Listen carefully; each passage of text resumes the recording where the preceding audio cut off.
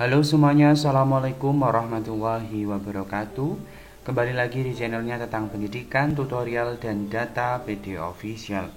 Kali ini PD Official akan memberikan informasi maupun penjelasan khususnya untuk kartu keluarga, akte kelahiran maupun KTP, mengenai legalisir KK, KTP, dan akte kelahiran.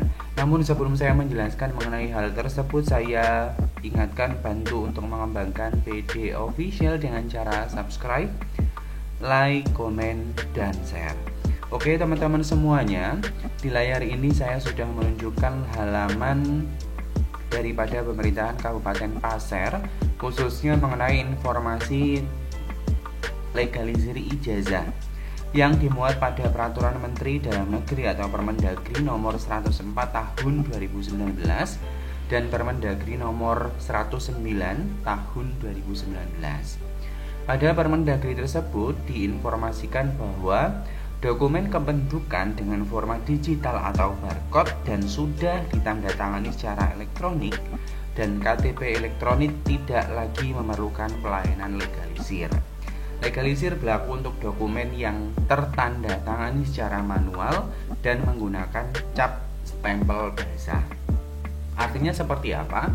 Bagi teman-teman yang akan datang ke Disduk Capil dan berkeinginan untuk melakukan legalisir dokumen, maka apabila dokumen teman-teman itu sudah ditandatangani secara elektronik, maka tidak perlu lagi meminta legalisir maksud saya. Tidak perlu lagi meminta legalisirnya. Lalu seperti apa contohnya? Di sini saya mau menunjukkan dulu Peraturan Menteri Nomor 104 Tahun 2019, yaitu mengenai dokumentasi atau mengenai berkas. Maksud saya mengenai pendokumentasian administrasi kependudukan yang diterbitkan pada tahun 2019 dengan nomor 1742. Pada halaman 14 di sini juga disebutkan bahwasannya bagi teman-teman yang sudah memiliki dokumen kependudukan baik akte, KTP ataupun KK yang sudah ditandatangani secara elektronik, maka tidak perlu lagi melakukan legalisir. Ya, tidak perlu lagi melakukan yang namanya legalisir. Oke, ini saya tunjukkan di halaman 14. Disebutkan bahwasannya dalam hal dokumen kependudukan dengan format digital dan sudah ditandatangani secara elektronik dan KTP elektronik tidak memerlukan yang namanya pelayanan legalisir, atau tidak perlu kita sebagai masyarakat mengajukan legalisir kepada Disduk Capil. Jadi seperti itu. Gambarannya seperti apa? Dokumen yang sudah dilegalisir atau sudah ditandatangani secara elektronik tersebut. Di sini saya berikan contoh gambaran di mana pada sisi yang sebelah kiri itu dokumen kartu keluarga yang masih ditandatangani cap basah, belum menggunakan tanda tangan elektronik. Sedangkan yang sebelah kanan ini kartu keluarga yang sudah ditandatangani secara elektronik menggunakan barcode. Apabila teman-teman masih menggunakan kartu keluarga yang saya tunjukkan pada sisi yang sebelah kiri, maka teman-teman wajib melakukan legalisir dengan ketentuan yang ada.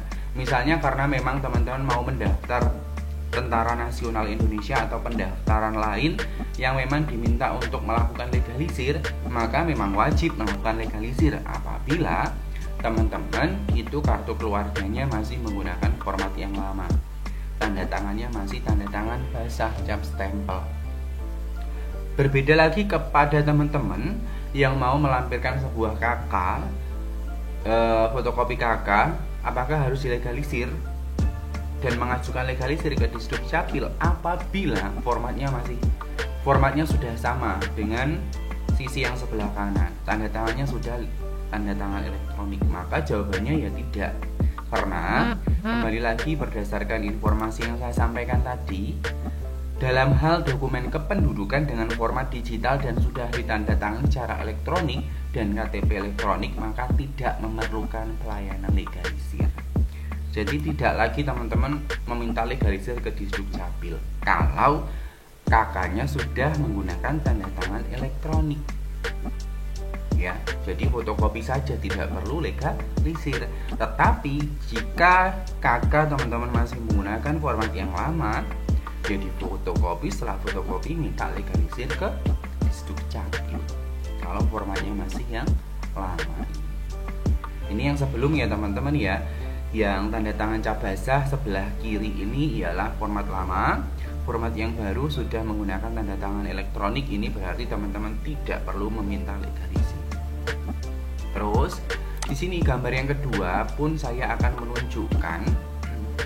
Tadi kan di KK seperti apa gambaran ketika di akta kelahiran. Nah, di akta kelahiran pun sekarang sudah banyak yang namanya menggunakan tanda tangan elektronik ya teman-teman ya. Ini di KK tadi seperti yang contoh gambar pertama.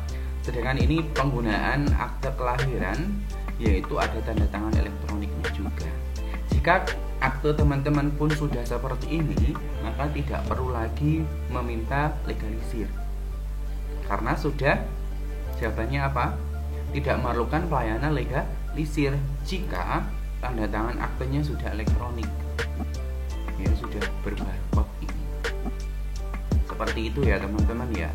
Nah, penjelasan lebih lanjutnya mengenai legalisir ini sebenarnya teman-teman di websitenya Humas Kabupaten Pasar ini dijelaskan bahwasanya apabila dokumen KK yang lama menggunakan tanda tangan elektronik atau manual dengan cap basah itu berlaku apa enggak?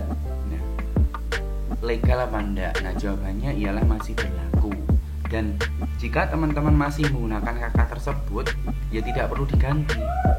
Kecuali ada perubahan pada elemen isi data daripada KK-nya. Gambarannya gini, misalnya ya, saya jelaskan kembali. Tadi kan teman-teman sudah punya KK, tanda tangannya masih tanda tangan basah dan tidak ada perubahan data, masih sama.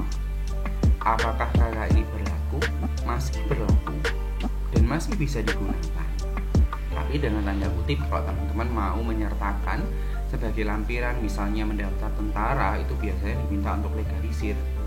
Maka ya perlu dilegalisir karena masih menggunakan cap lama atau tanda tangan model lama, yaitu tanda tangan dan cap basah. Ya, tidak perlu diganti sehingga nanti tanda tangannya elektronik tidak, asalkan data yang ada pada KK itu masih sama, tidak ada perubahan. Kembali lagi, jika teman-teman KK-nya sudah tanda tangannya elektronik, ya tidak perlu lagi legalisir, cukup fotokopi sudah tanpa legalisir. Jadi seperti itu ya teman-teman ya. Masih bisa digunakan KK yang masih tanda tangannya dan capnya itu masih cap basah. Ya, seperti itu. Mengenai legalisir data kependudukan baik KTP, KK maupun akte kelahiran. Mudah-mudahan informasi yang saya sampaikan bisa dipahami oleh teman-teman semuanya. Sebelum saya tutup, saya ingatkan jangan lupa tinggalkan komentar pada video ini, subscribe, like, komen, dan share PD Official channelnya tentang pendidikan, tutorial, dan data. Salam data, salam literasi. Saya tutup. Wassalamualaikum warahmatullahi wabarakatuh.